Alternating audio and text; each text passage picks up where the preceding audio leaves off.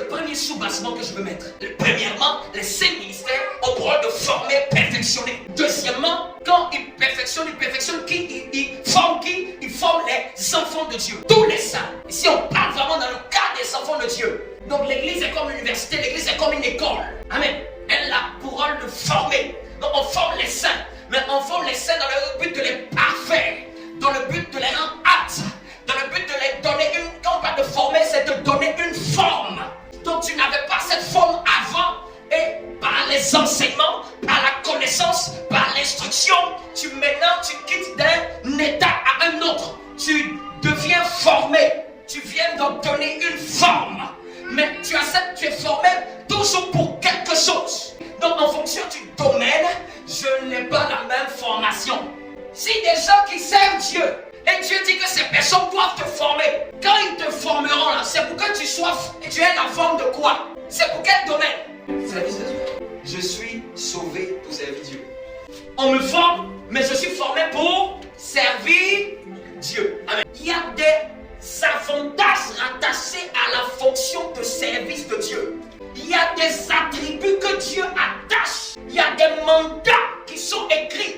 On est dans le royaume, mais Dieu veut nous qualifier pour le servir. Dieu nous aime et notre commandement c'est d'aimer Dieu. Quand on a validé ce commandement d'aimer Dieu, on ne regarde pas Dieu dans son visage. Tu dois maintenant le servir. Un Dieu que tu crains, que tu ne sais pas, je ne sais pas c'est quel Dieu. Il y a des choses qu'il faut apprendre à laisser pour servir Dieu. Pharaon là, ça peut être un domaine de ta vie qui t'empêche de servir Dieu. Pharaon là, c'est une œuvre du diable qui peut être en train de s'opérer contre toi pour te garder et que tu ne serves pas Dieu. Un système pharaonique dans lequel Satan peut te mettre dans la société pour que finalement tu ne serves pas Dieu. C'est pour ça que refusez les systèmes de Pharaon. Tout ce qui doit venir vous empêcher de pouvoir servir Dieu, refusez-les de manière extrême. Le but de Dieu, c'était toujours que ses enfants le servent. Vous êtes mes enfants, vous devez me servir, je suis Dieu. Si je suis Dieu, où est le service qui m'est rendu? Aujourd'hui, le combat spirituel, c'est qui domine ton agenda, qui te manipule, qui prend plus de ton temps. Servir, c'est quoi? C'est aider quelqu'un en y employant sa peine. Tu vas mettre tes efforts en y mettant un peu de ton énergie. Et quand on sait Dieu, on sait ses intérêts. Donc Dieu voudrait que nous soyons utiles, que nous ne soyons pas juste un décor dans le royaume. Chaque fois que Dieu touche un chrétien, c'est qu'après il y a une mission derrière. Que ça soit pour maintenant ou pour plus tard. Mais il y a toujours une mission qui est attachée au toucher de Dieu.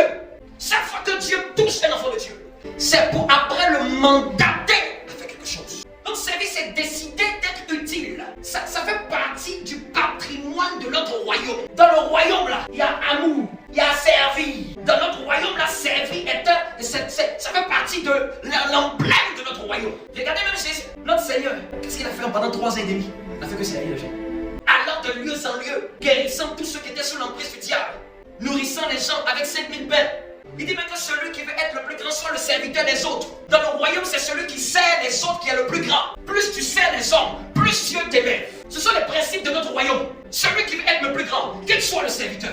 Donc il faut que tu notes que toi et moi, Dieu nous a donné une tâche à faire.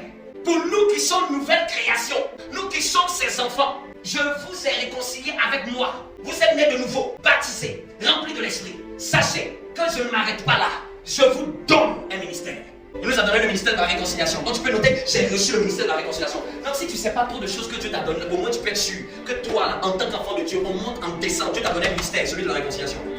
Donc si tu me dis que Seigneur, tu m'as donné le ministère de la réconciliation, je fais ça comment? Il vient encore te donner le 2e verset. Il m'a donné la parole de la réconciliation. Je vous donne un travail. Je vous donne une tâche à faire. Fonctionnaire du royaume. Un ambassadeur, c'est quelqu'un qui ne vient pas pour lui, mais c'est quelqu'un qui vient pour être utile à sa patrie. C'est quelqu'un qui vient pour représenter sa patrie. C'est quelqu'un qui vient avec un cahier de mission. Il ne peut pas dire tout ce qu'il veut, il ne peut pas faire tout ce qu'il veut. Il vient et il vient honorer sa patrie dans un